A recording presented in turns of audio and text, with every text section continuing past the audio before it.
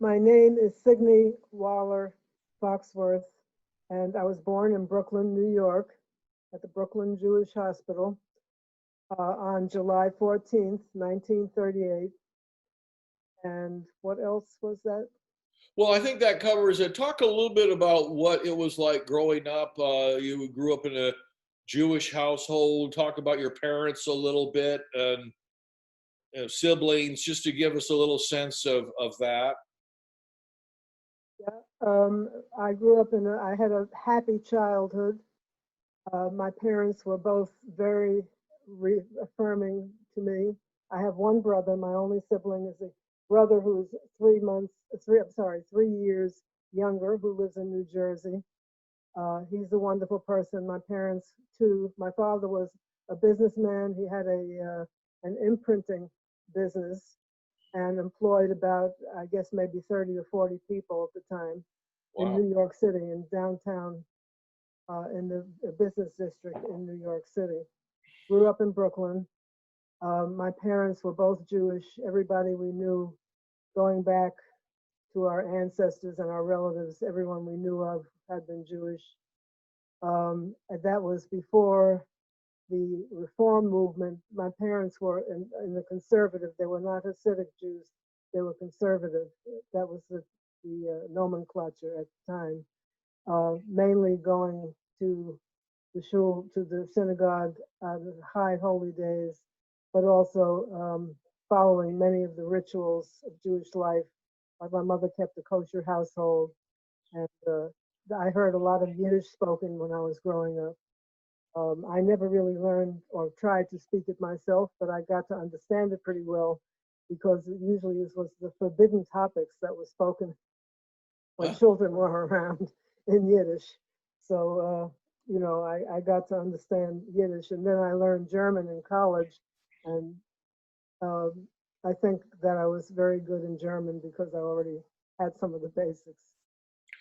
All right. So you grew up in Brooklyn, and um, now I was reading. I went through your amazing book the last couple of days to kind of frame my questions. A little bit. Talk a little bit about So you went through high school in Brooklyn, and then you went to college, and then ultimately you did a PhD. Talk a little bit about what led to all of that, to the academic thing. Um, I just was more interested in reading and learning than I was in going out on dates. I mean, one of the few quibbles my mother had with me was I wasn't wearing enough makeup and going out on dates enough. I'd rather sit home and listen to classical music or read a book. Um, I just was interested, and when I graduated college, that was Brooklyn College, I had honors in philosophy. I had majored in philosophy, and the career that I saw open to me was to be teaching philosophy. There aren't too many occupations where companies hire philosophers. uh, That's true. at least my father didn't quite get it, and when I graduated, um, he asked me, well, now that I graduated from college, when was I going to go down to New York and try to get a job as a secretary or whatever kind of job I could get in the business world, because he didn't grasp that that was not my thing, that I was going to go on. And I did, continue going to school. And at that point in history, you could get a graduate education for almost no money. I mean, you didn't have to put yourself in hock for the rest of your life just to get an education.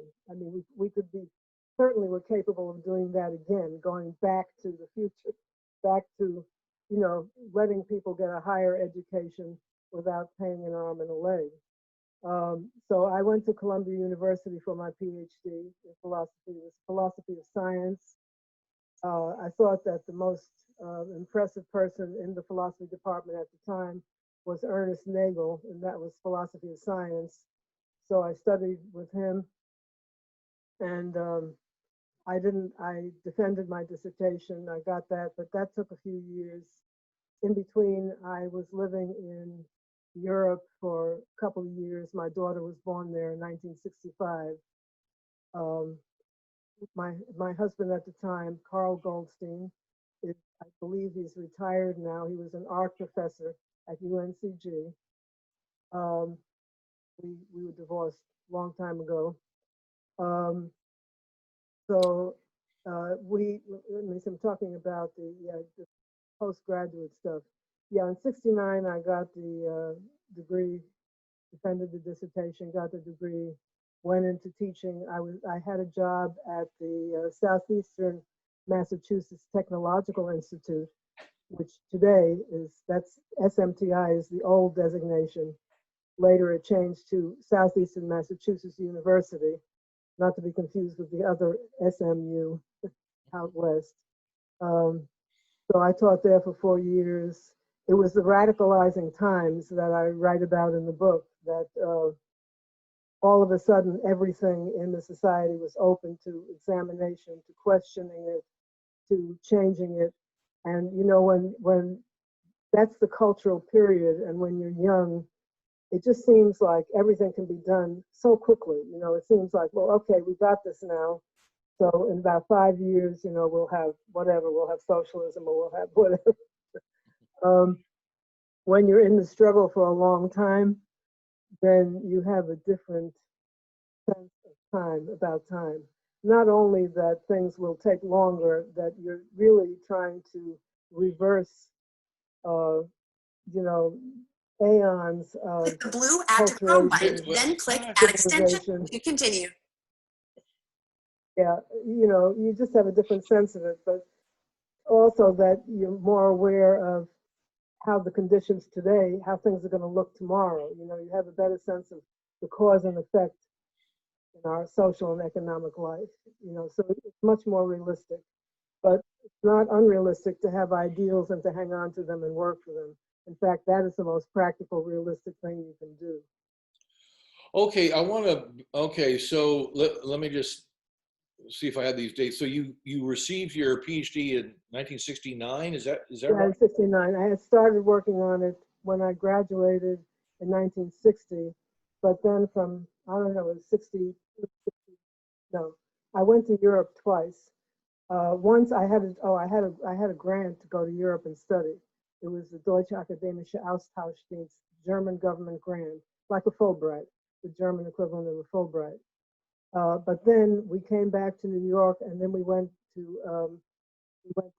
in France and lived there for 2 years. That's when my daughter was born. So I was back and forth writing. I actually started writing a different dissertation, which is more in metaphysics than science, or history of philosophy. I was writing a dissertation about Kant and Husserl, and then I decided I wanted to do something that was more grounded.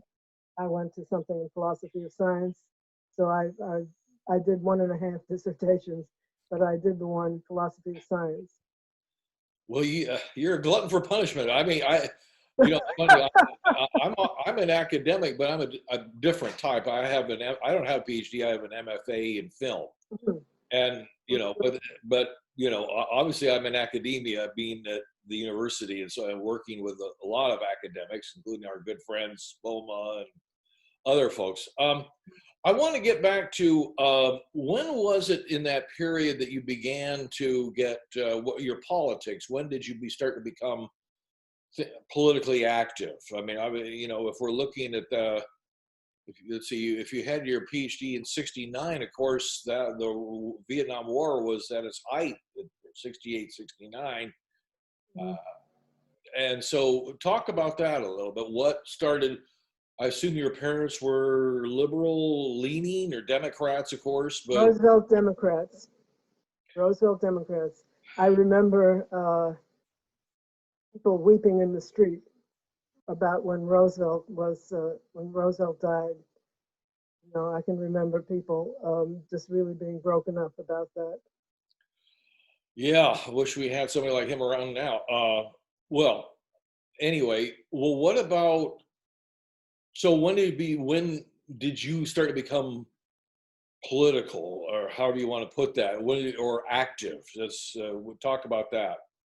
Yeah. Let me say that the last few days, thinking about doing this interview, Yeah. I sat down to write a little piece so that I could get my thoughts together about it, called Reflections on My Life as a Political Activist. And I'd be very glad to just send that to you because there are dates in there and it's something you could refer to for information to back up what I do orally. You know, I'm really more confident about my ability to write than to speak. Well, you're a very good speaker, but how long do you want to read it? I mean, I don't know how long it is. It's terrible when I read things. I reread it to just remind myself of what I wanted to be sure to include. But I will, after our interview, send you an attachment with this 8-page thing. Okay. Because it might be helpful when you're sorting things out with this video. Okay. So, but back to the activism. Yeah, when did I mean, very late in life. And again, this is in my book too. Late in life, I mean, I was beyond 30 when I really started getting political.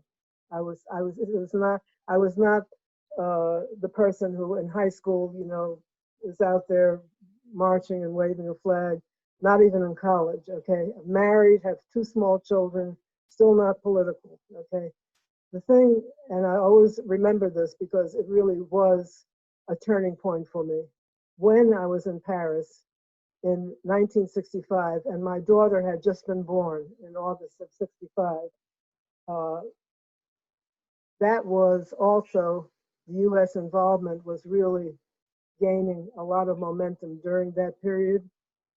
I think that was just after the US had become more involved in kind of taking over for the French to colonize Vietnam. We would look at was it the Herald Tribune? There was an edition of the Tribune that was outside of the United States, the foreign edition that we would look at, okay? There was a picture in the paper about a road in Vietnam that had been mined, and a woman, it showed a lot of people rushing past, but a woman was on the ground and she had been hurt and her dead infant was in her arms. And there was maybe the label identified that they had been on this mined road. She's got an infant in her arms, and this mining of the road and the bombardment, she had been escaping, the village being bombed.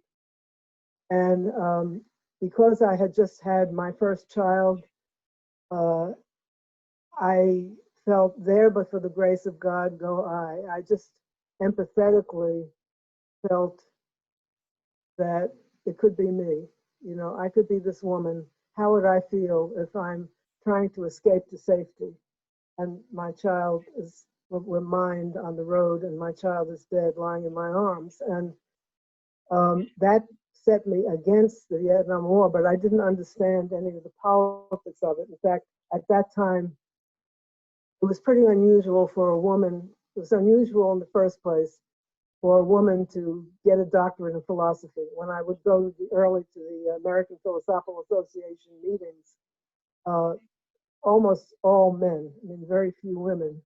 Now, thank heavens, it's a little bit different now. It's going to continue to be different, but that was not an occupation that women did readily. You know, first thing they thought of doing, being a philosopher. I did the same thing I studied playing the drums when I was a teenager. And, you know, a female drummer was also, you know, kind of a novelty. So I thought, I was thinking that I didn't really understand politics and it was okay for my husband to have an opinion, but I really didn't have to bother with that. And when I first taught at Southeastern Massachusetts, some of the women, I asked some of the women, what do you do? Thinking they must have careers aside from they're married and have a family, you know, and they kind of, one woman answered me with a little bit of contempt saying, it's our husbands do the doing, you know. Women don't. And these are academic. That's funny. Yeah, I just assumed that these women would have their own thing that they were doing, you know, but a woman having her own thing, her own interests, her own political views. our own political views or anything, you know, is I'm old enough to remember when that was not au courant. Yeah, yeah. Well, you were ahead of your time. So I mean, of course, looking back at those days, because I was around myself, of course, in Berkeley, where I grew up. Great place to grow up. Berkeley? Berkeley. Wow. Yeah, Okay. yeah. But you know, the war was going on, and there was obviously a very strong anti-war movement. So, if from the book, I remember when you said that when you came back from Paris, then did you start going to marches? Did you start marching? Talk about that a little bit about that period for you. Yes. Well, after I had this, I guess you could call it an epiphany, that this little country, I haven't seen them invading our country. I haven't seen them hurting us. And why are we doing this? So I started reading about imperialism, that it wasn't just a mistake, but it was an entrenched policy and what was behind it and connected to it. I'm addressing all of that. I do address it in the book, and I do address it in this paper I wrote. So I started getting a little less naive.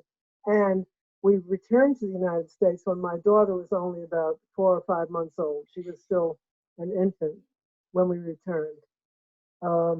And already there was an anti-war movement that was growing. And there were people who were out there organizing it. I didn't get out there and organize anything. I was concerned about getting a job, raising my family. So yes, I did. We did. My husband at the time, Dr. Goldstein, and I would go to some marches, and you know, but I would go as a supporter, as a participant, and just be there. You know, stand up and be counted. That was my standard then. Just, I'm against this war. It's unnecessary, and so forth. So then I think that I started teaching. I was teaching.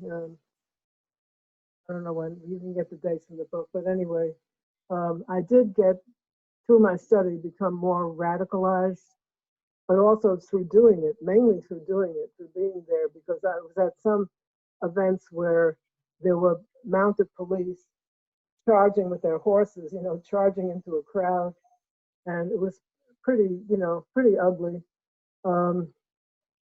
So just being there, observing that, and then studying about it. And then I participated in an event that, let's see, was that the time I was arrested? Yeah, okay. Right before we moved to Greensboro, which was in 1971. And at that time, I was employed by Southeastern Massachusetts University. That was the last year, though, because I had given notice. My husband got the job at UNCG in the art department. And so we were about to move, and we had 2 children then. My son was born in 1968. So in 71, we moved to here. And because of my participation and my being arrested, which was a really wonderful, lively experience, but we all, I mean, for the 12 or so hours we were there, you had all these people crowded in the cell, and we had a constant stream of noise going, of just pounding on the cell bars and singing and yelling. I mean, it was very impressive. Okay. So I decided I'm against this war and I'm going to do something about it. So in 71, right after I moved here, I founded this little organization called the Greensboro Peace Center. Well, I came here and I saw that there already was a vigil of people standing in front of the courthouse once a week with signs protesting the Vietnam War. So I joined that vigil and, you know, opened up this little storefront thing on downtown someplace. I think it was on Elm Street. Actually, we were in a few different places, and we would rent the place, and then they'd find out what we were doing. We were protesting the war, so we'd be thrown out. Usually, we made material renovations to the property. We would like you know, clean it up and take care of the plumbing and the floor and everything, really make it much better. And then they'd kick us out and move to another place. We did that a few times. And it was an educational thing. There was a wonderful slideshow that had been prepared. Here's the technology of the slideshow that people don't use very much anymore, or they do it with computers. Prepared by the Quakers, what is the name of the main Quaker organization? The Friends. I mean, it doesn't matter. Yeah, well, anyway, it was the Automated Air War was the name of the slideshow. Very incredible, showing that how war was being conducted, which, you know, if you have an image of war, soldiers advancing, but then by this time there were, you know, there was napalm and there was, you know, automated warfare, which is kind of like a pinball machine. You just press the button, you don't get close up in contact with who you're killing, you don't even know who you're fighting. So the nature of the war and the fact that there was no real rationale, real justification for the war. We did educational things at that Greensboro Peace Center. And I was studying. Meanwhile, I decided I better get educated about politics. So I was doing a lot of reading. And eventually I gravitated to the new people in town was the Workers' Viewpoint organization. I'm trying to remember exactly initial moment, but I don't now. But anyway, that's by the mid 70s, I was working with Workers' Viewpoint organization. But pretty early on, right after I opened up the Peace Center, actually not right after, but sometime afterward, I wasn't here in 68 and 69 when all the stuff came down at the A&T campus. But in 1971, at a program we were having, an educational program at the Greensboro Peace Center, we decided this is by 71, we're getting out of the war now. The U.S. is getting out of the war in Vietnam. And one of the people who came to the educational program was a man named Nelson Johnson. He had several people with him. I had not been here in 69 when the whole thing went down at A&T. But we, at the Peace Center, after the U.S. Did a peace treaty, some of the people in the Peace Center thought, okay, that's our goal, we can retire now. And others said, no, there's a lot of things we have to address in this country. Now that we've cleaned up a mess there, you know, we're on our way to cleaning it up. We have got to deal with the problems here, the racism here, and the economic problems here with workers, everything. So a core of people stayed with it, and we started changing the programs to dealing with not just American foreign policy, but domestic policy. And that was when Nelson came. And all this, because there had been political prisoners taken here, the Wilmington 10, the Charlotte 3. And he walked in, he made an incredible impression on me that day, the first time I met him in 71. There was a flash of victory in his face, a dedication to justice, and a flash of, we will fight, we will be victorious. There was something about him that I just knew he was an incredible person. And so we would talk, I think we were talking about the Charlotte 3 at the time, one of the cases. So then soon afterward, I met his wife, Joyce, and they were working on an anti-death penalty project because of the racial disparities, but also against the death penalty in general. I definitely for that, so to buy into that. So I worked with them on the anti-death penalty project.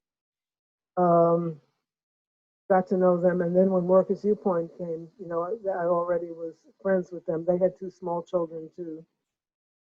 So I was really politicized here by being arrested, by participating in demonstrations, by reading, studying. Okay. So yes, of course now Reverend Nelson Johnson and his wife Joyce, who did they have the Beloved Community Center, or was he at a church at that point? I know. No, he wasn't even a reverend then. He did not.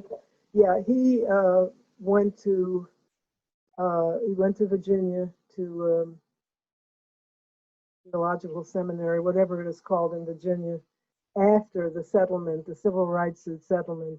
That was after 1985. Okay, Oh, so he was not a minister until sometime between 86 and 90. I don't know the exact year. Um, and the Beloved Community Center was not. I think it's only 30 years old. mhm. Yeah, I mean, this is all, back then he had been in the Air Force, okay? Nelson was in the Air Force, um, and he was he was also elected to positions at A&T. I think he was, I don't know what, something in the student union, whether it was vice president or something, but he was an active organizer in the community when he was a student at A&T. And he was a student at A&T after he got out of the Air Force. Right. So that's his background, not becoming a minister till almost 1990.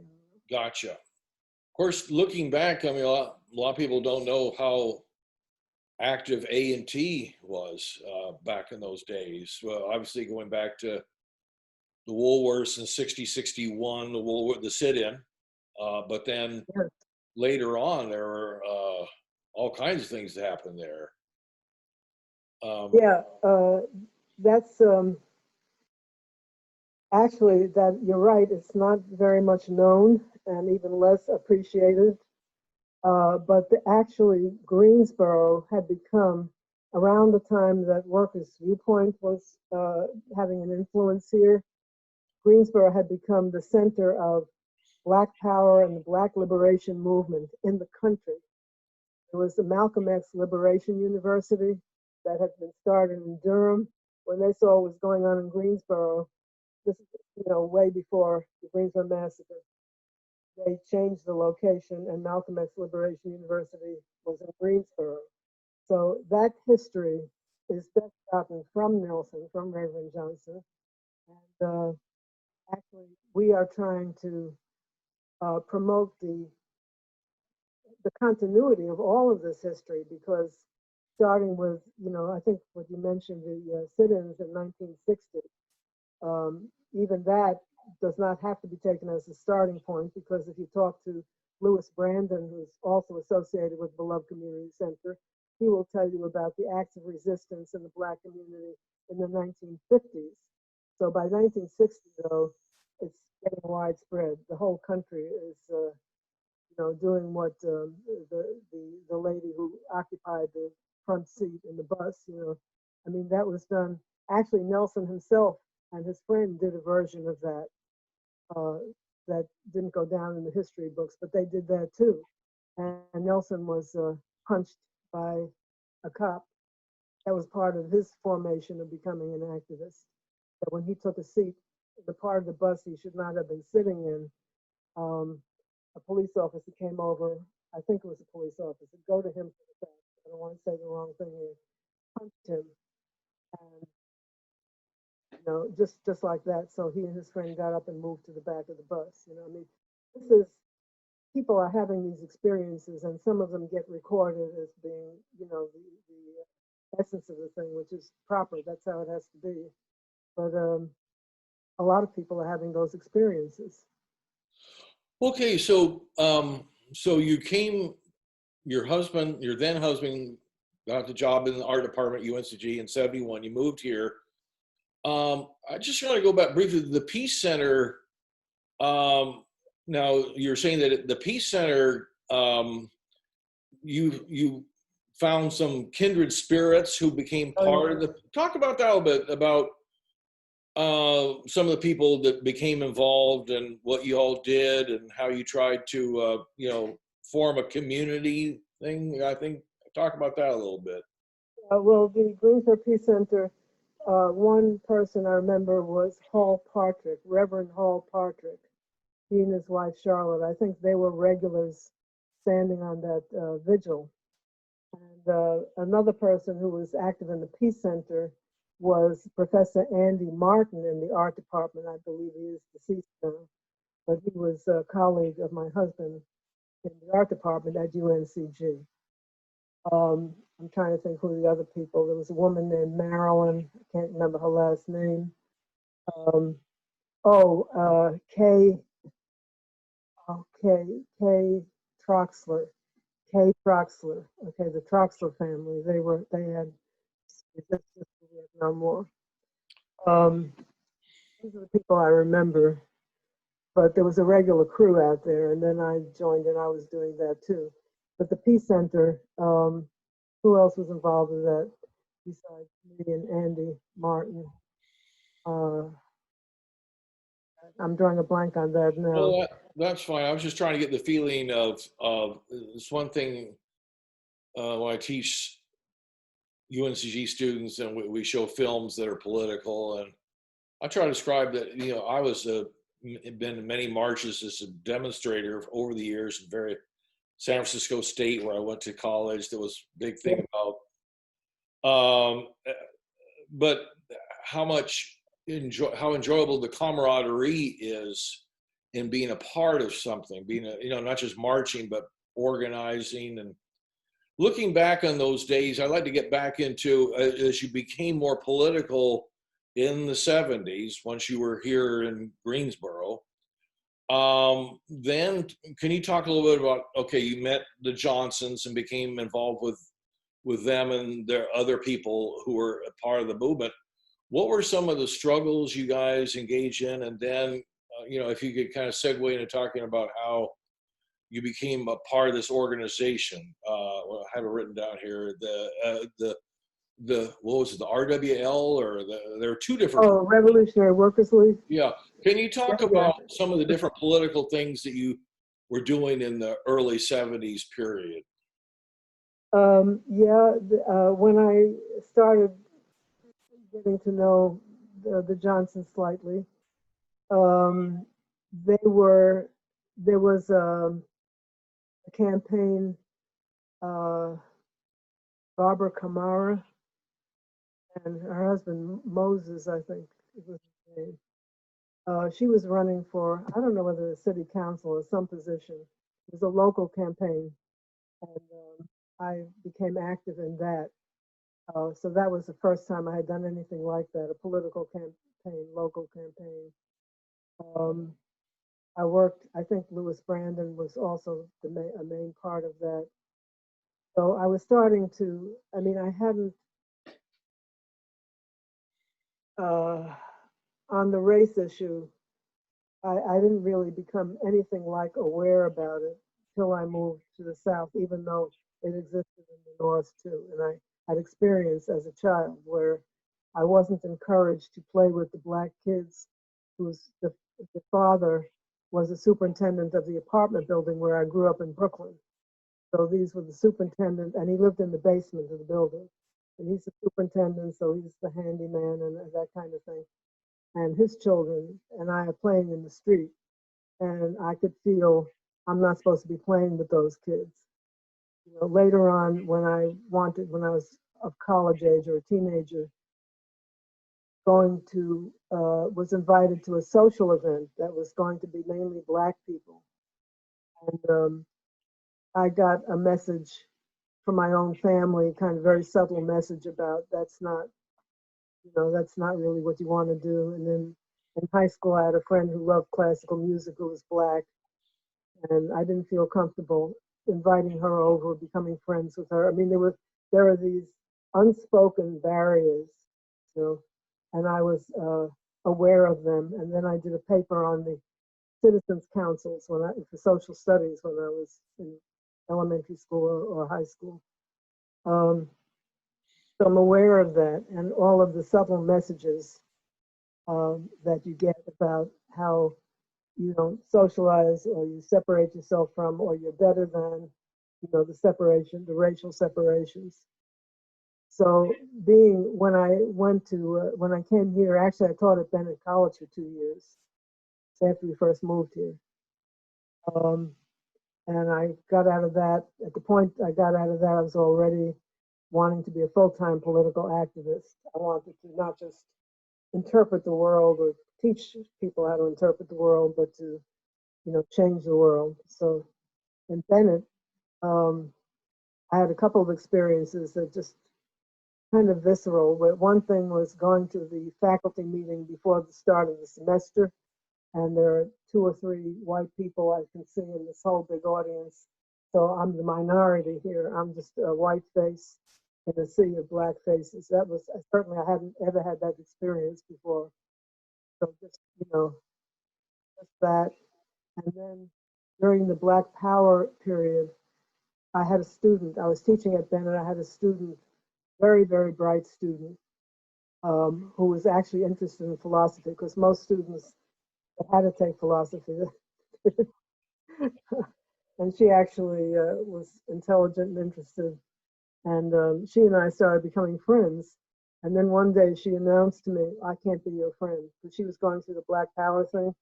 You're white, I'm black, I can't be your friend. I think you mentioned that in the book. Yeah. Of course, it's hard for people now to look back that was also the period of the Black Panther Party. Yeah.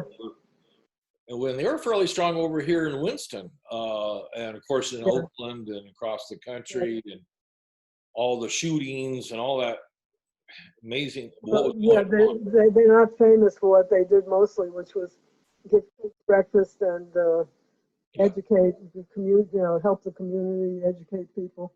We had a lot of help from Larry Little, who then became part of the government of Winston-Salem, maybe still is, I don't know. But particularly right after the murders on November 3rd.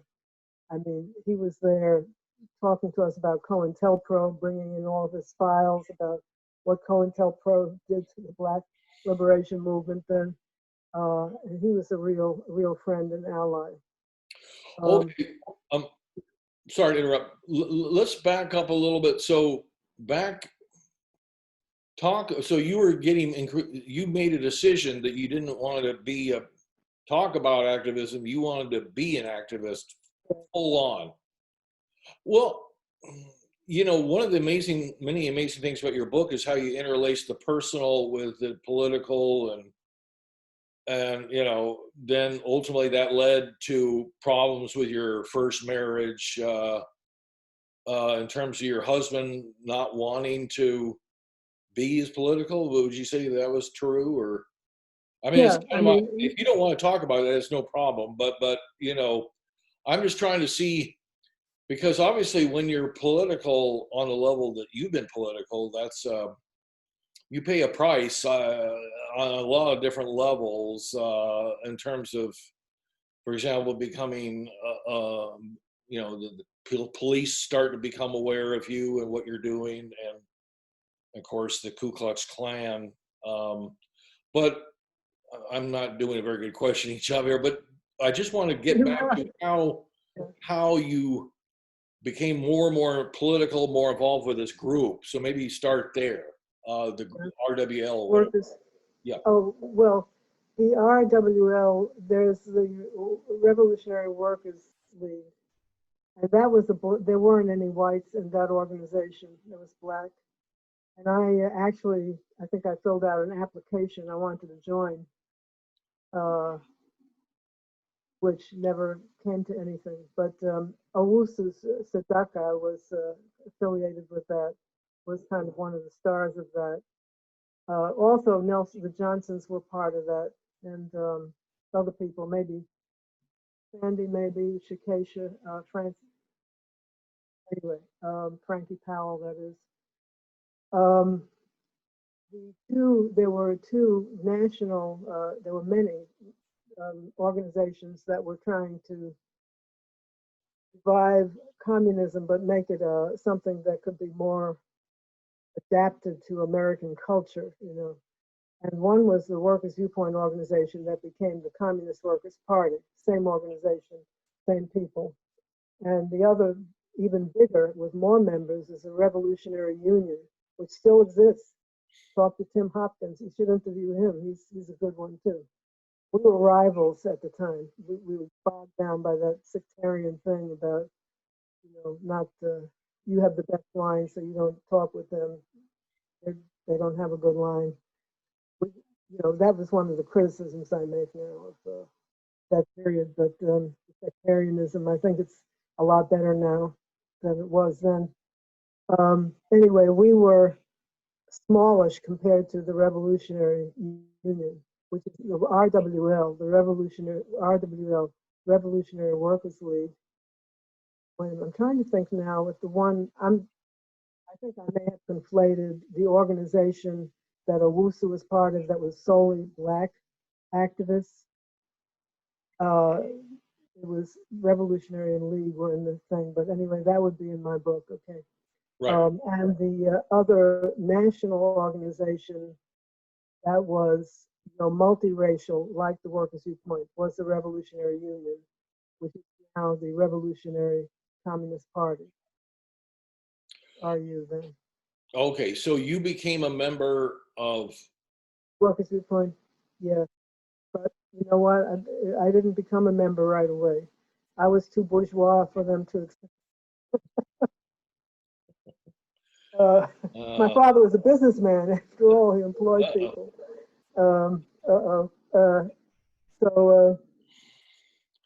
Well, they accepted me as an activist. I did everything, almost everything everybody else did, except go to be accepted as a member. When I was sworn in as a bona fide member of the Workers' Viewpoint organization was shortly before November 3rd, 79. In fact, it was September 16th. September before the November. Okay. And Jim Waller, would be killed in a couple of months, was one of my sponsors, and Bill Sampson, who also was killed, was my other sponsor. And I remember my husband, Jim, speaking to me and saying, I have three things to say about this woman. She is good at learning. She's good at learning, and she is good at learning. Actually, it's the nicest thing anybody has ever said about me, because you know, I really do love to learn and to be open to things. So yeah, and Bill Sampson asked me how I saw socialist revolution happening in the United States. That was his question when I was inducted into Workers' Viewpoint organization. And I gave him a kind of a credible answer. It was a very hard question, you know. I mean, if you ask me now, how is the United States going to escape becoming fully fascist and go on to have a socialist revolution, democratic socialism, or whatever you want to call it? You know, ask me now how that's going to happen, which I think is going to happen, or I'm hoping it will happen. I think it's one of the likely things to happen. I couldn't tell you how that's going to happen. Can you tell me how anything's going to happen in 2 months from now or 2 years from now? I mean, you know, you have to answer by seeing what there is right now. And there's tremendous movement right now toward making fundamental changes. So, you know, I was inducted into the party. And then on November 3rd, just around that time, there was a national convention right before we had the anti-Klan rally here, because that was something nobody put us up to. Our chapter here got that whole thing going. You know, that was not planned and orchestrated from New York. It was here. So in October, September and October, there were meetings. And I was not in the leadership. I was now a member of the Workers' Viewpoint organization, but I didn't have any leadership position. And but my husband, Jim Waller, did have leadership position in this area in North Carolina. And at the national convention, he was elected to be on the Central Committee, which was a very big deal. This is a national organization now, and the name was changed from the Workers' Viewpoint to the Communist Workers' Party. So that all happened in October, right before November 3, 79. It becomes the Communist Workers' Party, and it became that because the goal was always to build a party, a working class party. So it's more ambitious scenario of how you're going to grow your party in a public way. but it's the same organization, and we never denied that we believed in Marxism and we were communists.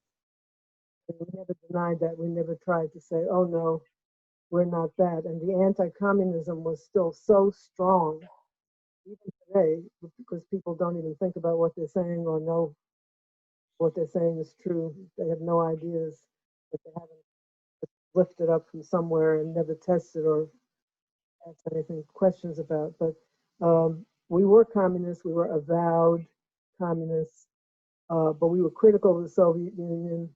We were admiring of the revolution in China. I'm telling you what we were at that point, which doesn't imply that our views now are what they were then.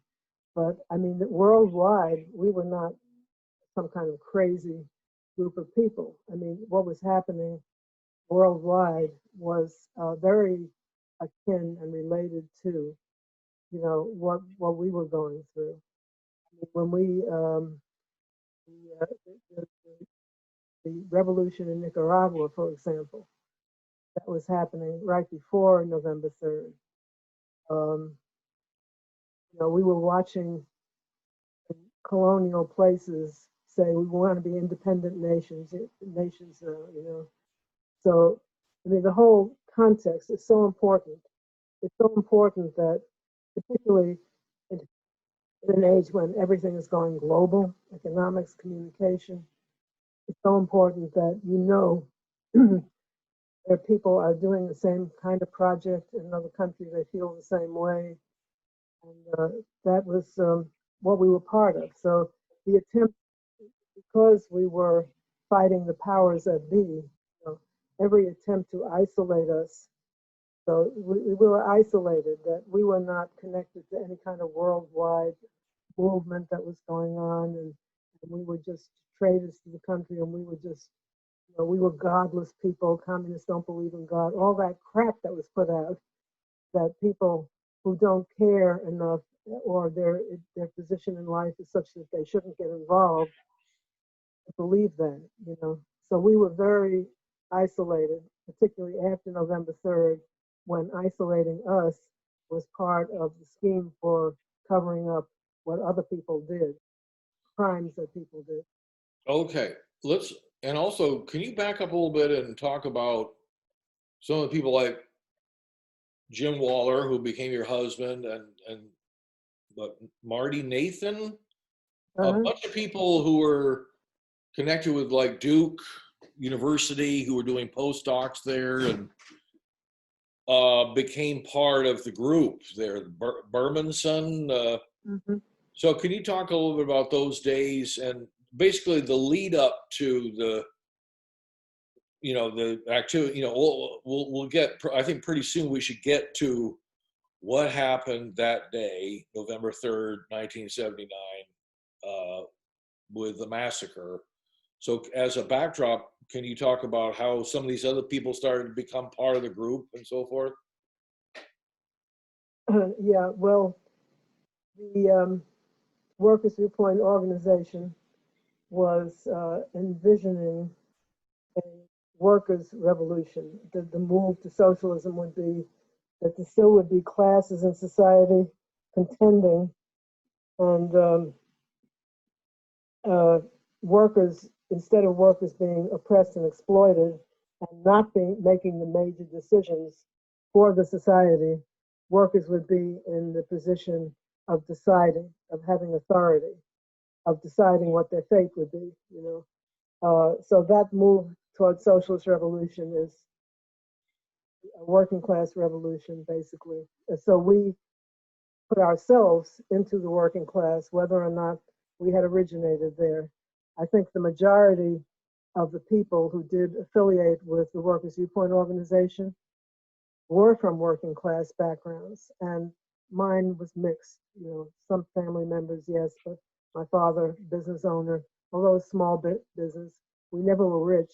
We never could afford a house. I grew up in an apartment in Brooklyn, so that's all they could ever afford. So we're not talking about major wealth here, you know. We're talking about an entrepreneur who has a small business that he's supporting a family with. So I mean, for me, that was a change. I had left Bennett College. I had decided that I want to be a change agent full time and not just teach. Well, and then can you talk a little bit I about? went into the textile factory, and I went into various working class jobs for a few years. And so did, Jim Waller. His was even more severe because he was a medical doctor. I mean, it was a real change. I mean, he had been teaching at Duke, and did his residency at Duke, Duke Hospital, Duke University Hospital. I didn't know him then. By the time I met him, he had abandoned this main career to temporarily join the working class. He was in a textile mill in Haw River, one of Cone Mills. That's a whole other thing that has to be looked at in historical context, because today the young people go out, they're not going to see all the textile mills running and all the workers coming out of the textile mills, because all of that industry and a lot of other industry has moved overseas where labor is cheaper. So that's a whole thing you have to be aware of when you're looking at something even just a couple of decades ago. Right. Anyway, we all did that. We all went into working class jobs. I also worked for a couple of years at Cone Hospital as a clerk, reading EKGs. But it was a working class job. It wasn't the little bit of skills I had needed to have was, they told me a few minutes before I started the job. Yeah, we all did that, and we tried to organize there. You know, if there was a union in the place, then we organized to, like Jim became a shop steward, Bill Sampson became a shop steward. If there wasn't a union, like Sandy Smith was in Revolution, the name of the cone plant in Greensboro that no longer is running as a plant. So they didn't have a union there. They had suppressed a union drive. She was building a union. She was trying to form a union local in that plant. So that is the whole story. The whole story of the prior to November 3rd. The most important piece of that is exactly the question you're asking about what we were doing with Workers' Viewpoint. We were going to the workplaces. We were going to the factories. We were organizing, building up unions that existed but amounted to really nothing, and trying to get unions in places that didn't have unions. We were working in the community, working in organizations like the African American, not the African Liberation Support Committee, ALSC, for liberation of African colonies, but also against racism in the United States. So we were anti-racist in all of those formations of the time, supporting the struggles against racism in other countries, trying to eliminate racism in this country, organize workers here in the factories, of which were more abundant than they are now, the whole industrial sector. That's what we were doing. And the thing is, as I have detailed in the paper I wrote about my activism, very recently, Lewis Pitts and I co-authored a paper. This was right after the 40th commemoration, which we just had, about the 40 years later. And it talks about what we were doing before November 3rd and how it was related to what happened on November 3rd. So I think that's very important. And when you have the perspective of more time, you can see that. So that's something I may not get to address more of here, but that's why I thought I'll send you this paper and you'll see how I prepared for this, even though I'm not going to say half of it. Now I want to respond to your questions. So we were very successful. Let me sum that up. We hadn't been quite successful in reaching workers. They didn't think we're crazy, we're nuts, they don't know what we're talking about. Quite the contrary. They were listening, they were joining, some of them even wanted to study Marxism with us, and they were joining the union and becoming active. and filing the grievances when they were given some task that was really dangerous, and it was proven by how many people, how often they got hurt in the plants. So taking up the worker struggles, it's what Jim was doing, it's what Bill was doing, it's what Sandy was doing, and Mike and Caesar, though not in that same position, supported those worker struggles in the factories. So if we hadn't been successful, there really would have been no motive to suppress us violently. I'm not saying people should not strive and be successful, because if you do, you'll be suppressed violently. I definitely do not want to draw that moral out of this story, but I'm saying that if you look at history, you see that someone, if you try to shut up an activist or stop an activist from acting, then look at what is that person doing? How is that a threat to the powers that be? I mean, that's the question that should come into your mind. Right. Well, were you able to attract across racial lines workers? Oh yeah, and that was the whole thing. And why at some point we decided to focus on an anti-Klan campaign, because the Workers' Viewpoint itself was very multicultural, multiracial, multinational. We, white, red, yellow, brown, orange, pink, everybody. The Workers' Viewpoint was deliberately, consciously, and effectively multiracial and multicultural. And that was our belief. Certainly, that would be kind of an entrance belief. You wouldn't even want to have anything to do with Workers' Viewpoint if you were not already anti-racist, and people had experiences like I just mentioned, a few really minor things, getting signals about don't socialize with Black people or don't do this or that. And with Bill Sampson, he actually witnessed a cross burning when he was a child, and interpreted it as an offense to his Christian beliefs. So everyone had experience, everybody in the country, Black, white, or whatever color, has some experience that's personal with racism, with the awareness of racism. And that is a fact. That's because it's endemic, so everybody has it. I don't know. Did I answer any questions? Absolutely. Absolutely. So, but also just in terms of some of the people you started knowing back then, we should also mention Willena Cannon. Oh, yeah. Talk about her a little bit. I mean, African-American activist who grew up, I believe, in Mullins, South Carolina, witnessed horrible racism as a child and became a fearless activist. Like, talk about her a little bit. Yeah, well, Willena's story, I think you already have interviewed her, and of course that's the most famous thing that people think of, because that was a real trauma to her. And she has described it as such, hearing people in a burning barn screaming and not being able to escape, and the sheriff's men are just kind of standing around, That was a horror and a real trauma that I know she suffered her whole life, will always be with her.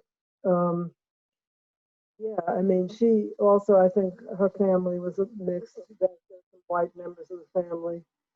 So many people are racially mixed anyway. The whole construct of race is just a real wrong. What should I say about it in one word?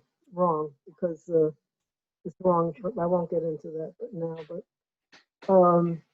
Willena has always been a fighter and remains that way. So yeah, she's a good friend. She's reliable. She will always take a stand and be in there fighting. She's in it for the long haul. Well, why don't we start talking about what led to the massacre, and well, maybe we could start with the China Grove thing. How did that all happen? You were starting to march and demonstrate against the KKK directly. Yeah. Yeah, because the connection with the labor was the Klan, which is historically they've been opposed to unions.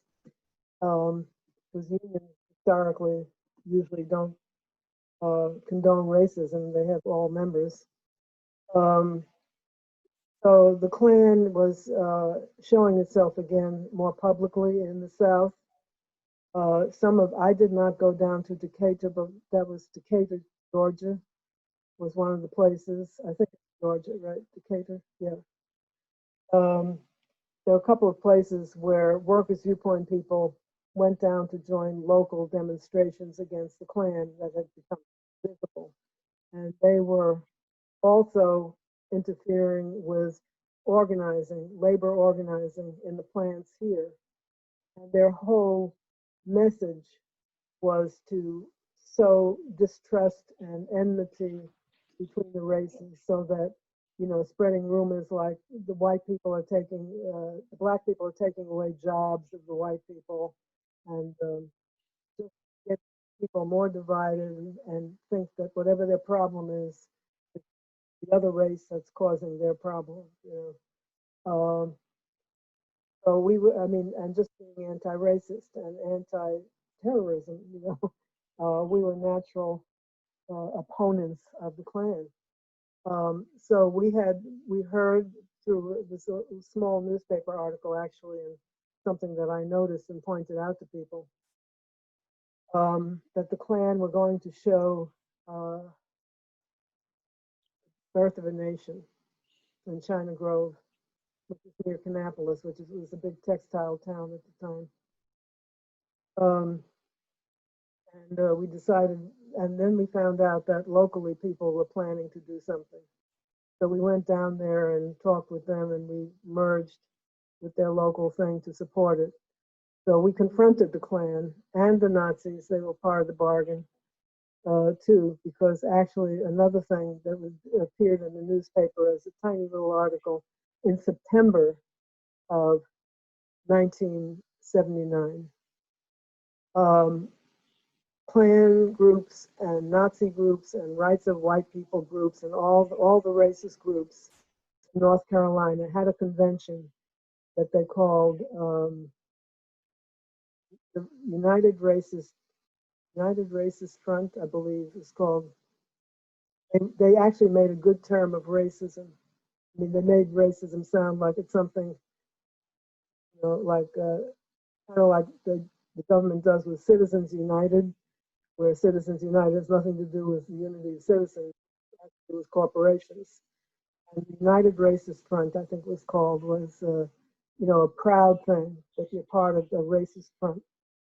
They had this meeting in the eastern part of the state.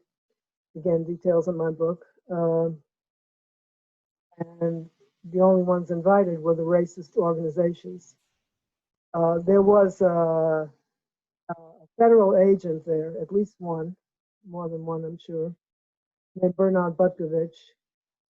At that time, he was part of the Alcohol, Tobacco, and Firearms, which was part of the Justice Department. I think it's separated now, but it still exists. So he joined with the Nazis. He was like an undercover Nazi, but he was really a federal agent. So the racists get together and they talk about, among other things, what's happening in Greensboro. And this is after China Grove. China Grove, the confrontation there was in July, early in July of '79. And it was in September that the United Racist Front met. So we thought it was a victory at the time. We counted it as a victory because when we marched, most of us just had like a piece of glass or a stone in our hand for self-defense. And we marched right up to this community center where they were going to meet. There was a porch. It was just a wooden building. There was a porch. And, we had signs and we're chanting. And they had been in front of this community center. They ended up retreating, going on the porch inside the community center, and then peeking out of the windows with their guns trained on us. So, but they actually retreated from a crowd that was marching and chanting, and not really very well armed. So we counted it. We got the Klan and the Nazis to turn tail and run. We were naive, to say the least.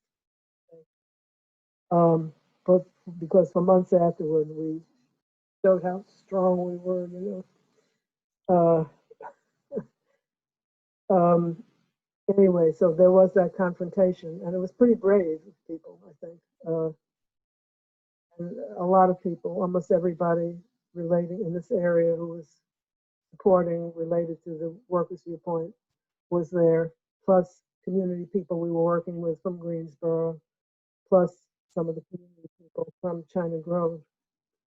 And afterward, we went back to the China Grove community, the Black community, and we were talking with people and socializing with people, and didn't leave the area until some of us left a few hours later, and some people stayed even longer to make sure they were safe. But anyway, it was a very tense confrontation. And there were 2 or 3 police officers who were uniformed and were visible. And they were, I think, advising the Klan and Nazis about, well, you better just step on the porch, or maybe you should go inside. You know, if not for their presence, there is a very, very strong possibility that that would have erupted in incredible violence that day.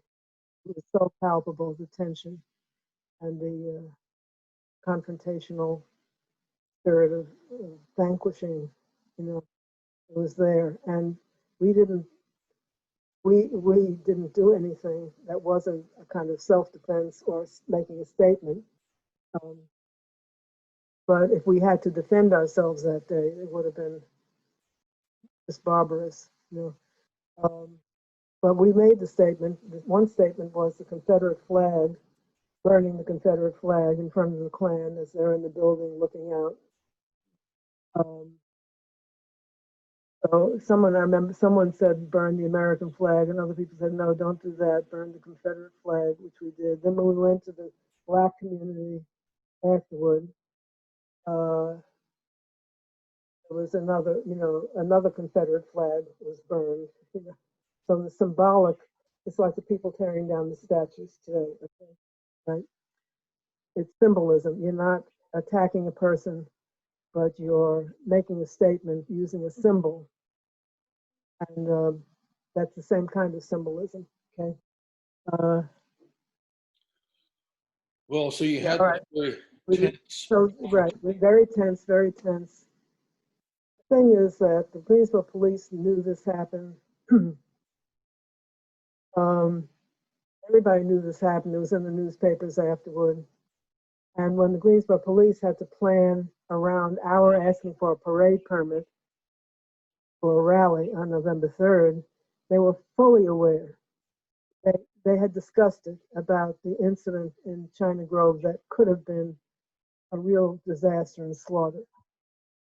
So the fact that after China Grove, the police could be absent from a parade that is where it is known there's going to be a confrontation, because in the meantime, it's not only that they know what happened in China Grove, but, and even more important, I mentioned Butkovich as a federal agent. Excuse me. My throat's dry, and I'm going to ask my husband to take your time, have a drink of water. Yeah, I'm going to ask my husband to bring me some water, but I want to go on talking. Okay, excuse me. Maybe I should mute this. Hey, Bobby, you bring me a bottle of water?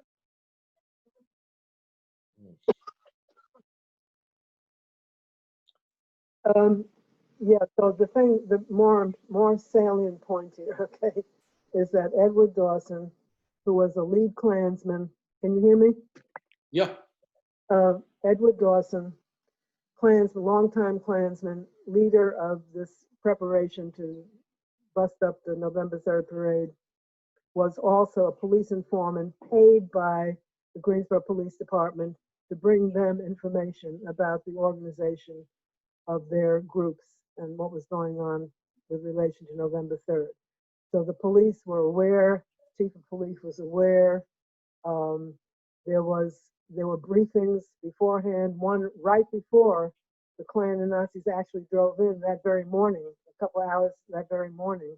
where Edward Dawson brought his intelligence about, yeah, they're here, they're gathering. They were gathering at a Klansman's home off of Random Road. They were armed. Police knew they were armed, knew that they were going to interrupt the rally. Okay. The police knew all this. They had a paid informant in the Klan. There was a federal agent working with the Nazis, telling them he would train them in how to use bombs and how to, train them in firearms too. So the thing about the Greensboro massacre, it's talked about as Klan and Nazi assault, which indeed it wasn't. It was. So, thank you. Welcome, dear. Yeah,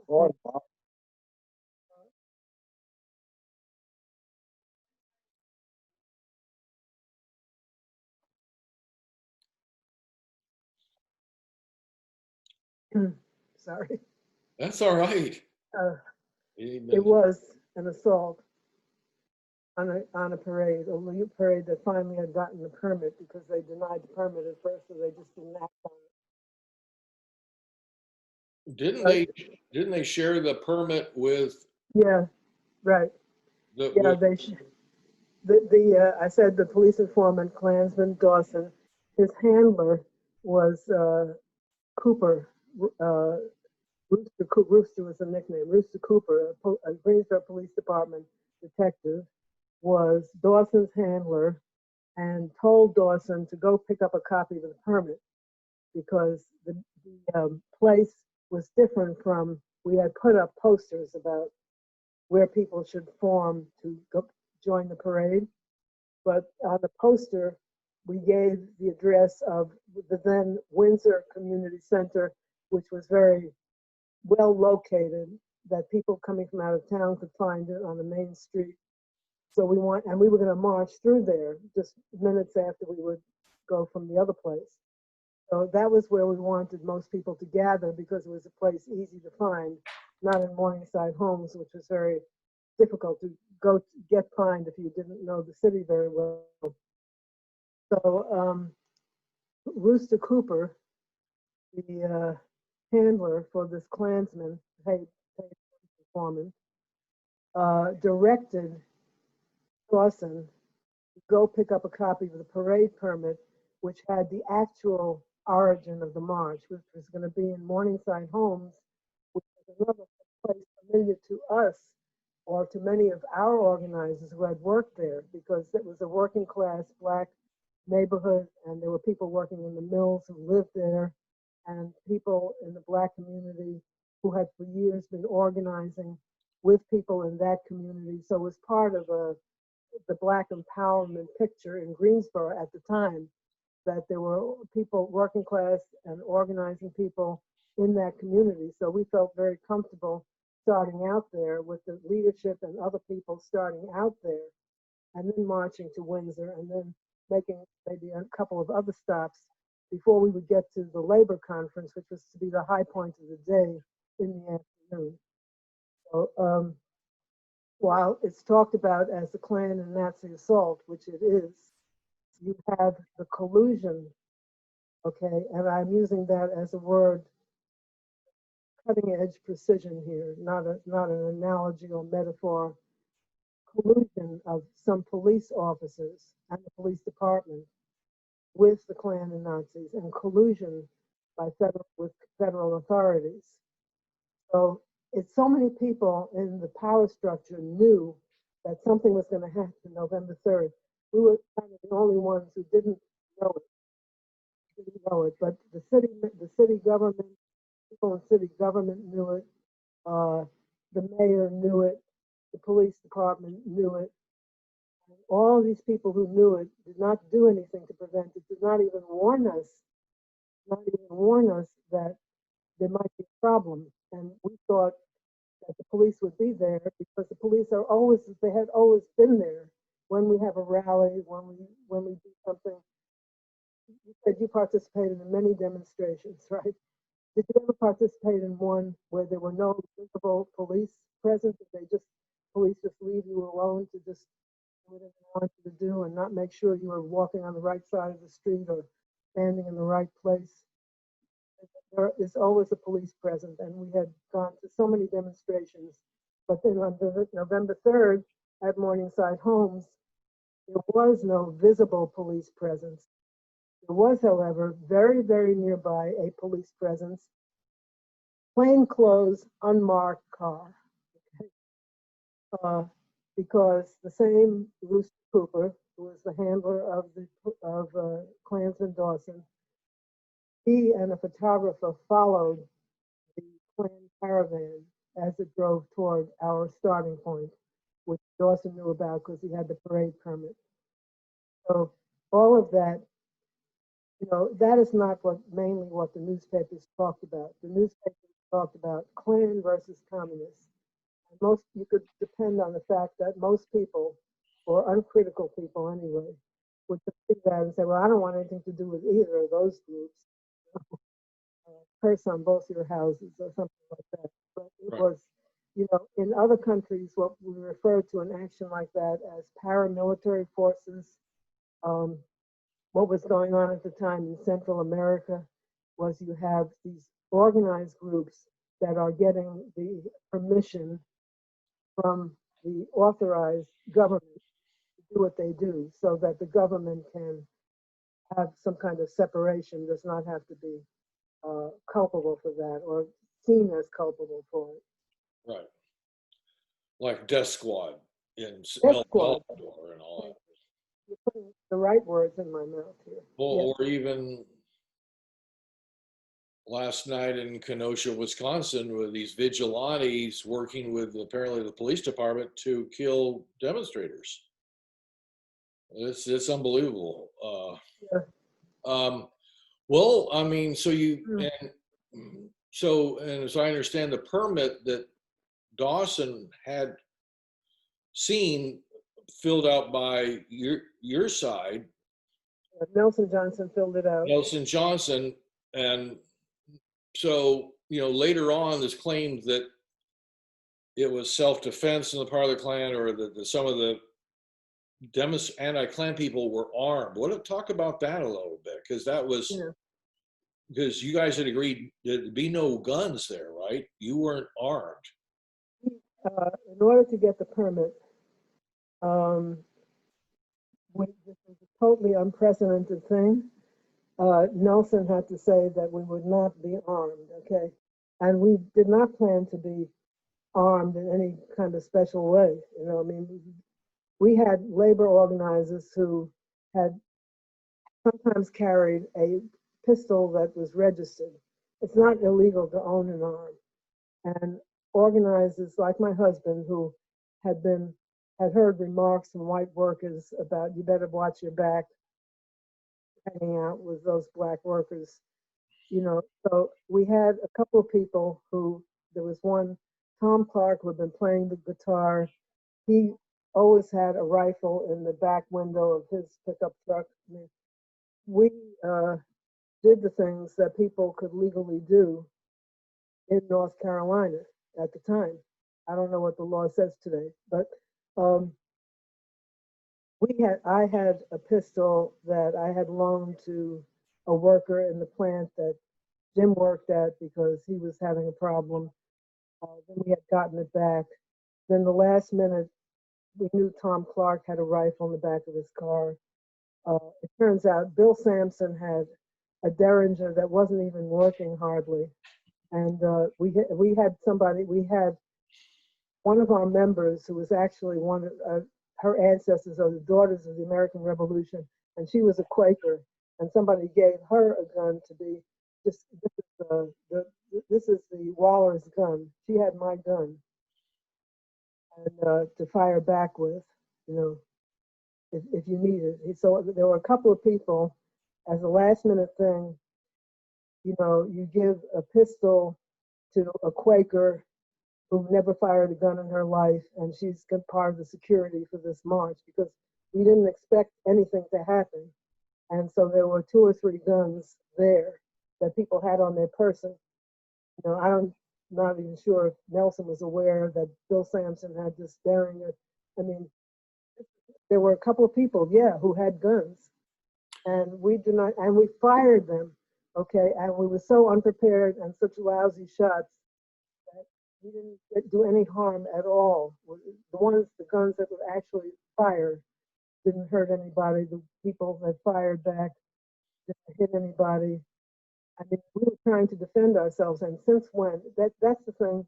I'm sorry for sounding so great about this, but it's like we didn't use the form. We should have just stood there and be shot down and not try to fire back with the 2 or 3 crummy pistols that were there. Right. You know? I mean, that's, sorry, Well, I should drink more water. yeah. So can you just give us a below? I mean, I know this is painful stuff because at this point you were now married to Jim Waller. Is that correct? Yes, yes. And did you have a child already with? No, Okay. no, I was already, when Tim and I were married in 78, January, and November 3rd, 79, we were not even married for 2 years. Right. And we were going together for maybe 8 or 9 months before we got married. So I only knew him for a little over 2 years. We're married less than 2 years. Okay. Okay. So can you just walk us through that day for you? What was it, as much as you want to talk about what it was like, because that was such a powerful day. Yeah, well, what it was like was my looking forward to the day itself. There was so much good energy there, and we had so many people in the community that were interested, that were going to join us. We had this whole thing in view that was, people would be joining us, and by the time we got to the afternoon conference, that there would be a few hundred people there. So it was very high energy. And afterward, when I married Jim, my children were already adolescent children. And so they were some of the time they would be staying with their father. On that day, my son was with me and my daughter was with her father. So my son was at the demonstration. And Jim and I talked about we did want to have children together. We were having some problems about that, and we actually had an appointment to a medical doctor about the fertility issues for a couple of days after November 3rd. We were going to, see what we could do about that, because I was already 41, but I had given birth twice, so maybe it was something that could be done.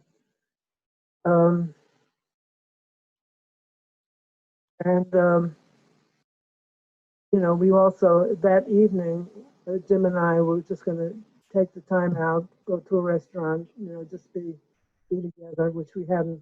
We're both so busy working on this thing, we hadn't really had much family time.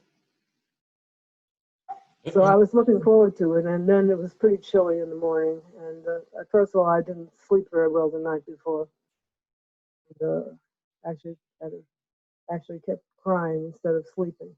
I didn't know why I was crying. Maybe I was crying before. I don't know, but these things are strange, because I don't usually cry before I sleep. We got up in the morning and it was all activity. Comrades knocking on the door, me giving anybody who knocked on the door came in and had breakfast, giving people breakfast, instructions how to get to the site because it was difficult to find the housing project. And when the Klan came in, it was, before they came in, I was standing around singing. I had my newspapers, Workers' Viewpoint newspapers. And I have seen the picture since there were camera people there. One of the Workers' Viewpoint members he wasn't there himself because I think he had moved or whatever, but he had gotten the press to be there. So there were 4 TV stations or several TV stations and the News and Record. And I've seen the pictures of me smiling because by that time I was getting into it, you know, and it was getting warmer and the sun is beginning to peep out. It's going to be a nice, crisp, warmish November day. You know.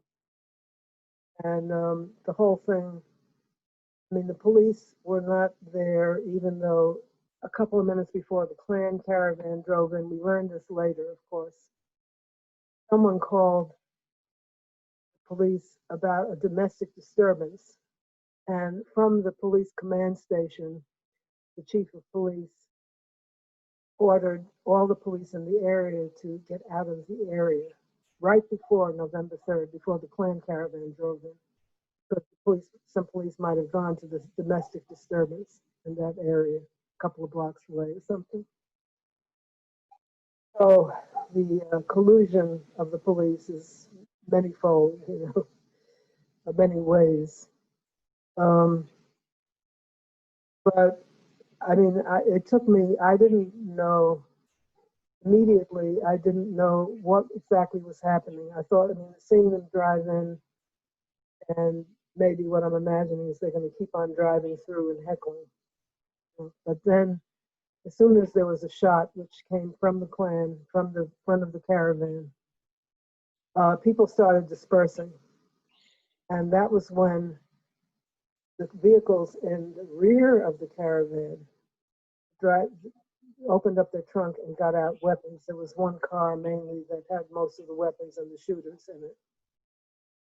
And the shot that came from the front was more like a signal shot, scattered people.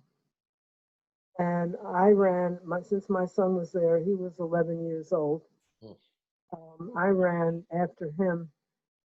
Everybody was running, and I wanted to stay. He was not running fast enough for me, even though there was no time that was actually passing. I was running after him to make sure that he kept running and I could protect him. All the people who were there, they can tell you stories about what it was like for them. But I still didn't grasp everything going on. At the moment, it's just running to safety. That was that moment. So some houses, the doors opened and people let us go in. There was one woman, she was actually the community person at the place. I think it was Mrs. Greenleaf. She opened her door, and I ended up being in the same house with Dale Sampson, who lost her husband Bill that day. And my son was in there, so I stayed with him, a couple of other children. After a while, Dale had actually done something. Well, Dale's story, either Sally Bermanson has it or I have it someplace, but she didn't get there as soon as I did, because the main thing I did was run after my son, and she was helping. And she was helping Shikesha, who was wounded that day. So suddenly we said, I can't, the shooting stopped, and she said, I can't stand not to know, Signe, we've got to go back and see what happened. So we walked back, and I think I talked about this in the book. I mean, walking back, all you could see were people lying on the ground. They were either dead or they were bleeding and seriously wounded. And some people standing over them. I mean, you just saw it spread out. Like there were no Klansmen cars there, and police were just beginning to come in. This is some minutes later. And they didn't want to let me through to find Jim. And you know, all right. Anyway, that Nelson was trying to help Jim. Jim already, he had just died maybe a second or two before I got there. And, I responded with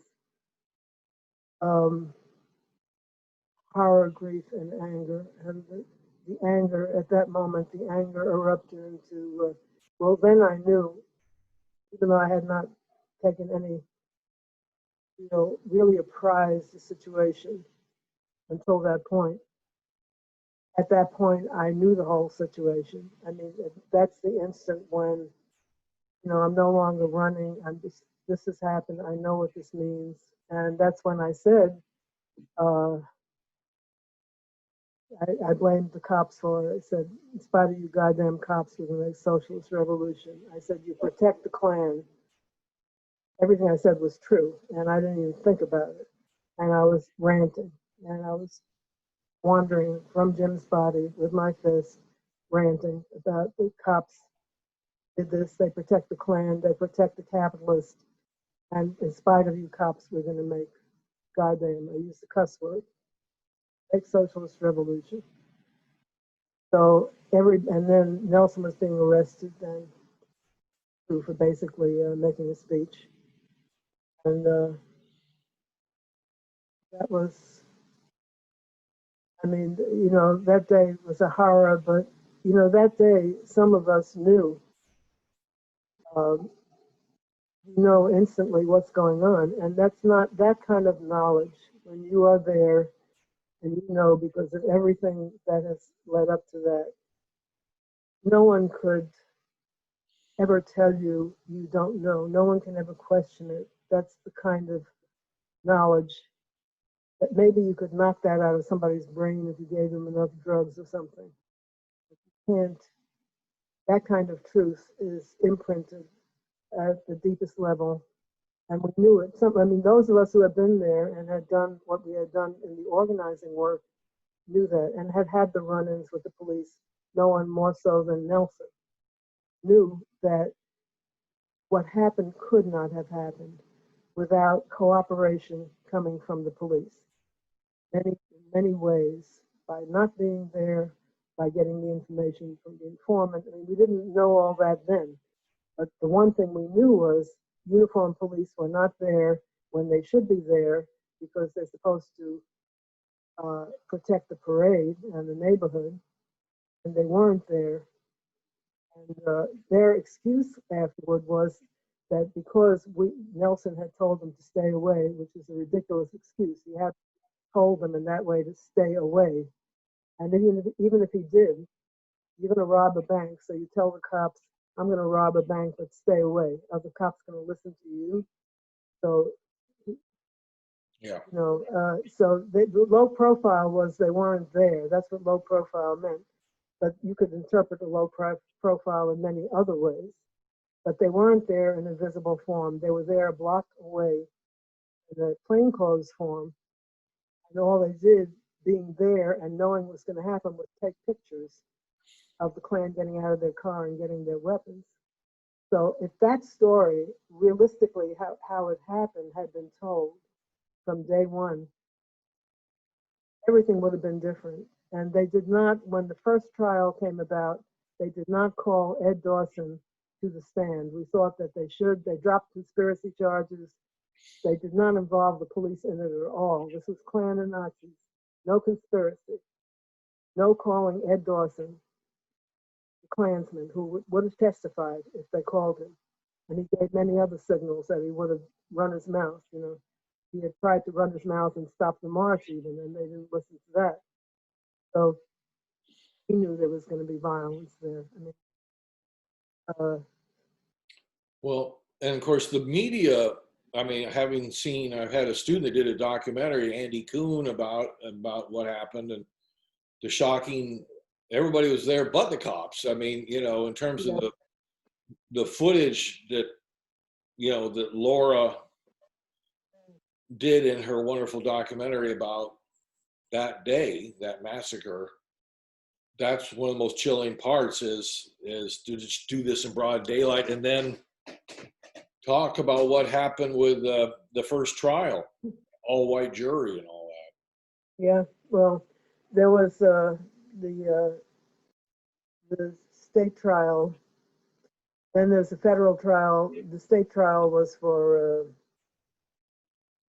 murder. I don't know what the charges were exactly, but no conspiracy charges. They dropped that. They made it seem like this was a spontaneous thing and that, you know, the Klan was just defending themselves. That was the rationale. Untrue. But the second trial was a federal trial for violating people's civil rights. That was an all-white jury also. So you have two trials in litigation of this. State trial for murder, white jury, all-white jury. Federal trial for violation of civil rights, all-white jury.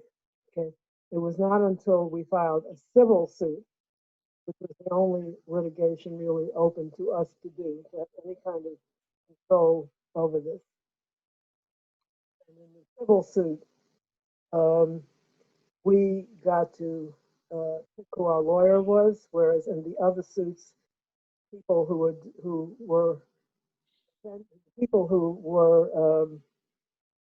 supposed to be on our side were actually compromised because their agencies had complicity with the murderers. So they did not, their advantage was not to have all the truth come out. If all the truth came out, then the agencies that they were part of would be seen to be culpable. So you have the district attorney, Michael Schlosser, who is in it up to his ears. And you know, then there was a federal attorney also who may have had some good intentions, but was tied to the Department of Justice, so could not reveal the presence of Bernard Butkovich. So, you know, you had really, that's the fox guarding the hen house thing that Lewis Pitts will talk about. Lewis Pitts then was our main attorney in the civil suit. The civil suit was brought by the widows and those wounded on November 3rd. And so it was about, there may be 10 or 12 people. There were about 10 people wounded. One was a Klansman who got caught in crossfire. He was shot by another Klansman. So the litigation was until we got to a civil suit, and then we got a very weird victory. I mean, I don't know, weird may not be the right word, but the little bit of truth that leaked out of that was that some Klansmen, some Nazis, and two police officers were jointly liable for one of the wrongful deaths, for one wrongful death. That was a little smidgen of truth that, you know, so they didn't, in fact, they didn't even find those guys they didn't find all the guys who were culpable guilty, and they didn't find them find for all of the victims. So there was one of the 5 people killed who almost want to infer whose life was more valuable so that his wrongful deaths could be compensated, but the other 4, well, maybe they weren't wrongful deaths, okay? I mean, you can't use logic to figure this out. What it was horse trading and negotiating, because there was one black on the jury. This is the benefit of having not an all-white jury. There was a black member of the jury, and there was a liberal woman who had come from the North, lived in the North, who was a member of the jury. So in order to come to an agreement, they had to do all this horse trading. We found this out later. One of the jurors had talked to Nelson. So you get this weird verdict. The only little bit of the truth, you know, and that's why when people ask me often about resources, what they should read to find out the truth, I cite 4 sources that I think present the truth on this, okay? And I'll have to say my book is one of them. And another one is another book by another survivor, Sally Bermanson, who wrote a really good book that also has the truth in it. Different kind of format from the way I present the story. She presents it. And her book is called Through Survivor's Eyes. So those 2 books by victims, okay? Then the third book, I always recommend the Greensboro Truth and Recommendation Greensboro TRC report of May 2006. from the Truth and Reconciliation Commission. That's a big 500-page book that, you know, that's a good book to get at the truth. And then Spoma Jovanovic, your Spoma from your department, her book, which involves the community's reception of all of this. And the most recent thing to add to my list of what you should read if you want to know the truth. Spoma's book is Democracy, Dialogue, and Community Action. Okay. So Spoma's book, my book, Sally's book, and the TRC. If people read those four things, they have a pretty clear picture of what happened. Okay, I want to move to wrap it up because it's close to 2 hours, and that's Oh my God. a long time. But we could go on for 8-10 hours with all this stuff. You know, I'd like to ask you a couple of things. One is to go back to the mid-'70s when you were very political and working with other political people such as Nelson and Joyce Johnson. You mentioned this in the book that you have become known to the Greensboro Police Department and to the Klan. You said your phones were tapped and you were under surveillance. They watched you, right? Can you talk about that? This is but this is after November 3rd when I became aware of the surveillance. I'm sure they knew. I'm sure. Oh, they were watching our house. Yeah, I think. But it became clear after November 3rd. And again, there is a story in the book about my neighbors. Well, one neighbor on one side told me that the FBI had knocked on his door wanting to interview him about me. And he told me proudly that he refused. And then another neighbor right across the street, but on the other side of the house, my house, said that a whole group of police officials or somebody with a uniform, somebody, wanted access to her attic. She was renting this place, to the attic, so that they could set up surveillance equipment out of the attic window that faced right down on our house on Cypress Street. They set up a whole spying station. And I knew her because her two kids were friendly with my kids. They played together. And I've talked to the kids since they're grown now about that. So they were spying on our house from across the street, and the other neighbor, they wanted to interview him. I had, after November 3rd, I had a banner on my porch, a Communist Workers' Party banner even. I mean, we were not being subtle about what our beliefs were, what our affiliations were. We had interesting things happen afterward. At one point, maybe just weeks afterward, some white guys came to the door and they offered to take out some Klansmen. If we wanted some Klansmen, they would do this job for us. They would some vengeance on the Klan for us. Of course, we dismissed that immediately. I mean, people drove by shooting. That happened too. Marty Nathan has stories to tell about a police officer returning her dog to her. I mean, just following her also. Well, also, didn't you have some run-in in Durham or somewhere where a Klansman came up and threatened you and the person you were with? Remember that incident? Yeah, this happened way before. Okay. Yeah, I was working with the Vince Ramos Brigade with Charles Finch, who was from Durham, and we were interviewing some guy who said he wanted to go to Cuba, work with the brigade. So this was connected with George Dorset, who was another Klansman who was an informant on the Klan. This happened before. This is in the mid 1970s. So Dorset said that he threatened us. He even said something about his ties to the Department of Justice, and he could have us killed. And he threatened us. It was his son, I think, that we were visiting. That was probably a trap. because the son said he wanted to go to Cuba. And this is about 1970, I want to say 75 or 76. I don't know, but maybe even, no, not 70, 74.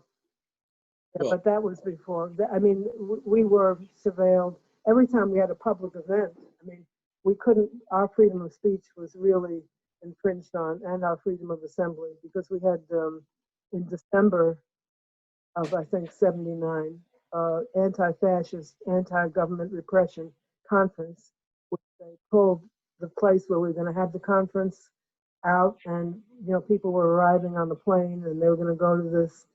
And it was a conference at which Paul Berman's mother was alive and who had experience, who was in a Nazi concentration camp, was one of the speakers. And you know, so I mean, they would take a meeting place away from us. I was at press conferences that I had arranged with the speaker, and to see sharpshooters on the roof of the government buildings downtown. I mean, this is afterward, that they really did not try to hide that we were being followed and limited in our freedoms. so, well, a couple of things.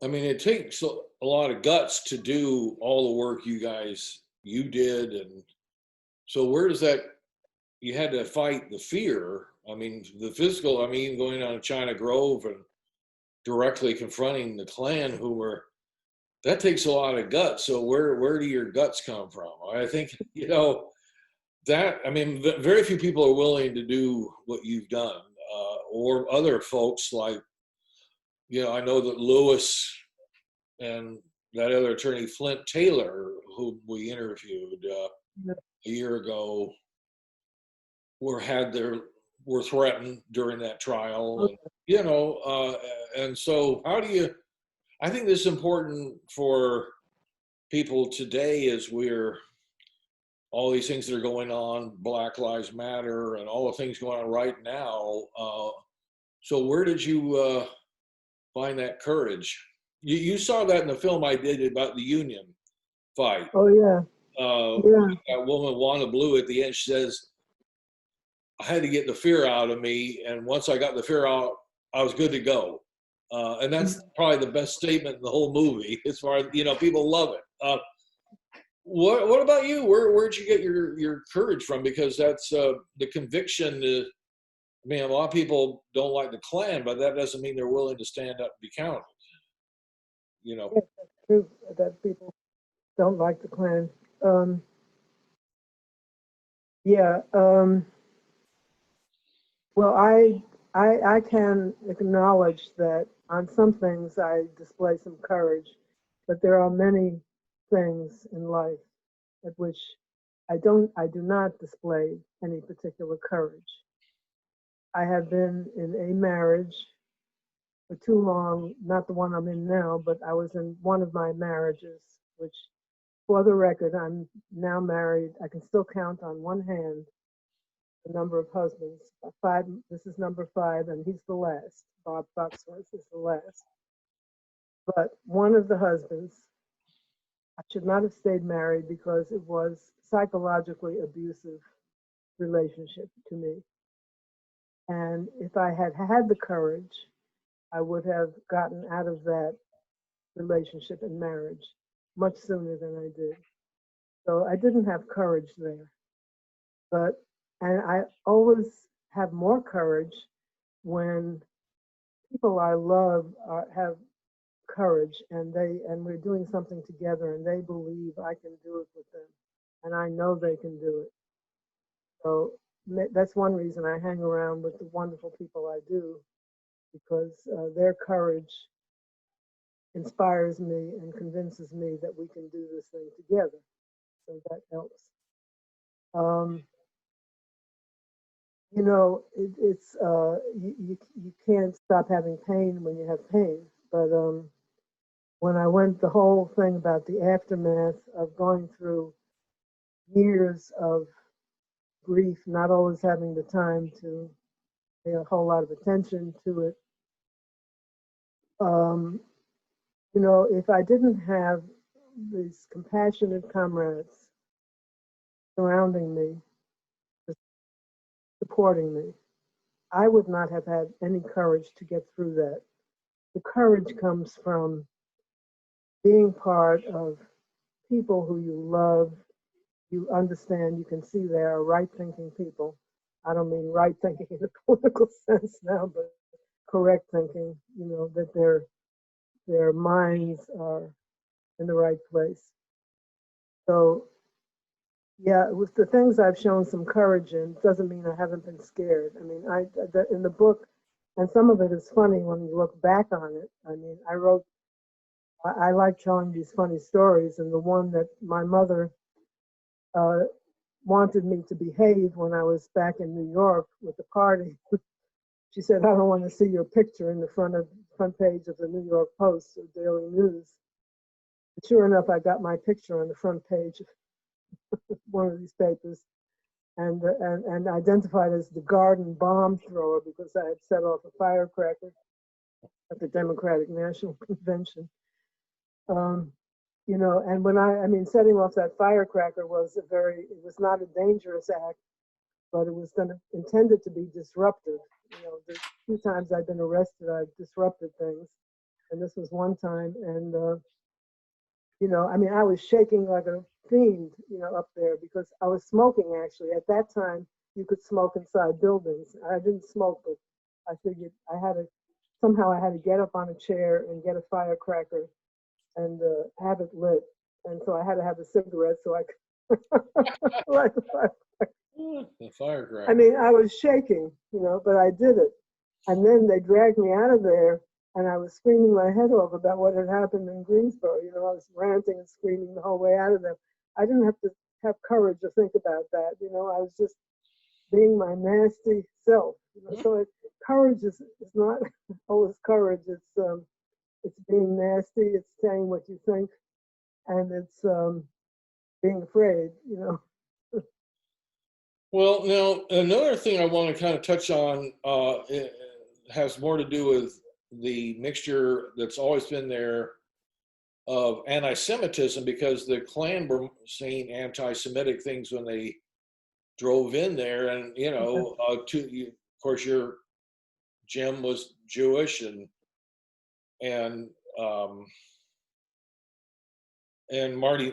Let's see, was it Marty Nathan, the other doctor? Was also Jewish. Everybody, many Jewish people. So, what about that? I mean, of course, the Klan has always hated Jews, and that's their more as much as blacks. So, you know, here you came down as a Jewish woman in 1971 in Greensboro, North Carolina. That must have been pretty interesting. You know, what about that aspect of this whole story? Yeah, I can show it here. I wear a Jewish Star of David. Oh, I am not a very formal synagogue going or temple going Jew. well, can you pull the thing? Perfect. Yeah. Yeah. I sort of identify as a cultural Jew. I mean, I just grew up surrounded by my family, everybody Jewish, a lot of Yiddish speaking customs. My mother, when I first got, personal aside here, first menstruated at whatever age, 12, whatever, slapped me in the face. Why? Because her mother did that to her. I don't know if that's Jewish, but Interesting.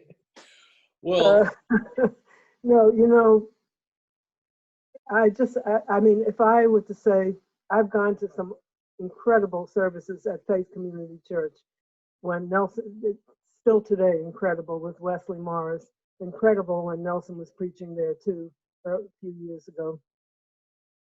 And so inspiring that I have the urge to like join the church at the end when they say, you know, if you want to join this church, join. And I'm so inspired. I want to get up there, but I feel so Jewish. I feel in my activism, I feel Jewish. I feel Jewish when I know how other Jewish activists in history have behaved. You know, so I can't. It's like my trying to pass for Asian or pass for Black or pass for something I'm not. I don't want to pass for Christian because I'm Jewish in that way. It's more like a cultural thing. Yeah. But I think I think I have the potential to have now, because I have I had my politics have developed spiritually, which I write about in the thing I'm sending you. You know, and I think that had things in my childhood been different, I might have found being a rabbi a possible vocation that I might have considered. Because I mean, I did gravitate toward philosophy, and I think the same things that made me gravitate toward philosophy might have, if I didn't have some negative images about being in the Jewish community I grew up in, I might have gone that way now, you know. So I just feel that I am Jewish. It's a fact I can't change, you know, in that sense. So I could not be anything else, because that's what I am. But then I don't believe in identity politics, that you should make identity the decisive thing, because what I really believe in is humanity of all of us. That's what I believe in. Right. Right. Well, what have the years been like? It's been 40 years, as we all know, since 79. What have they been like for you? Have you continued to be an activist all this time? Yeah, again, this is something I thought we would talk about more, but I wrote it. Yeah, I've continued to be an activist, and I will continue, but the nature of this activism has certainly changed in the last few years, even more. It's more now that I'm active by speaking, by writing, whatever things I can still organize. I'm not an activist in the sense that I go out to march. Now with the COVID, if I could, I'm really, my walking is limited now. I'm getting around very poorly.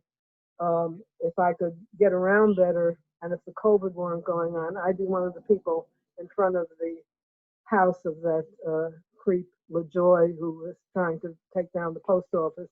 Yeah. You know, I want to be out there. I want to be out there, but I can't get out there that much for various reasons, but mainly it's the physical thing. So I'm dealing with, you know, personal health issues, and a lot of them chronic, and they're not going to get better, or I'll just deal with them. The thing is, you have to acknowledge when you're getting older that you are getting older, and I haven't had the common sense yet to do that. And none of us do, because I'm behind you. I'm 70, but Oh my God, spring chicken. I'm glad. That's music to my ears. Believe me.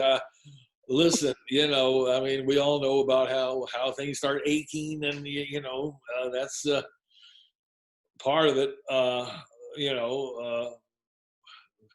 But this has been a wonderful interview. I admire you deeply, and any of the other people. You know, tomorrow we're interviewing Lewis Pitts. Oh, okay. Yes. And tell his whole amazing story of all his many years of courageous activism as an attorney, and beyond that, with things going on now with that horrible case of the hog tie, Marcus Smith. It's just never ending things going on.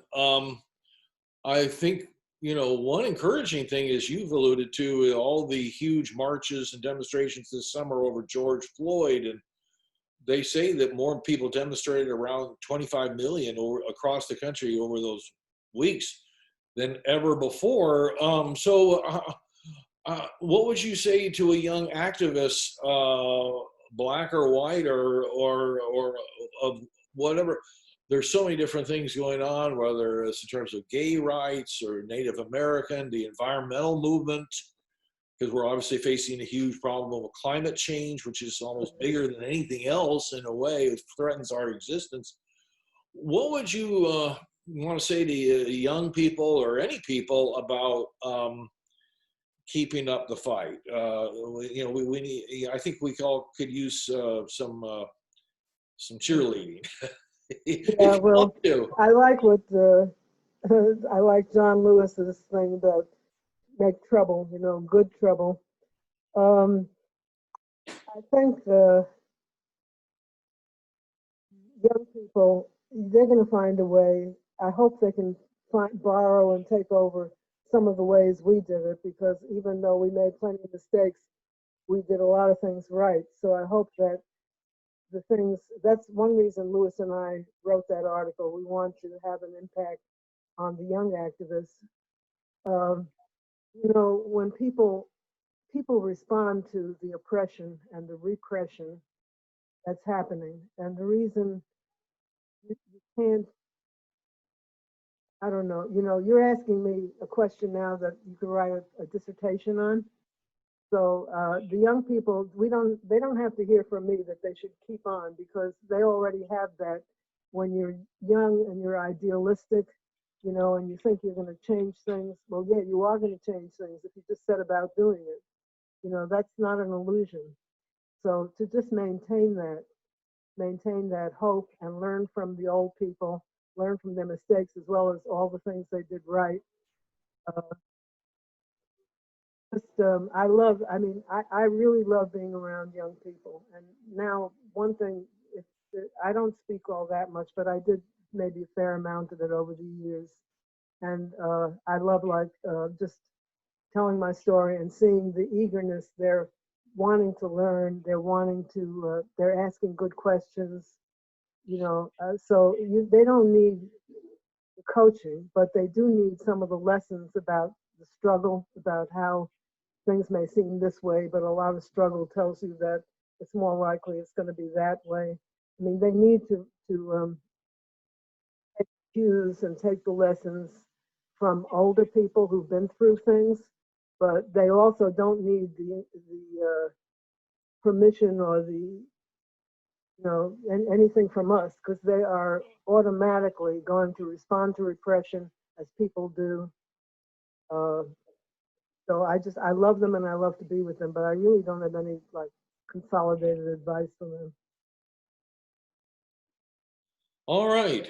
Well, I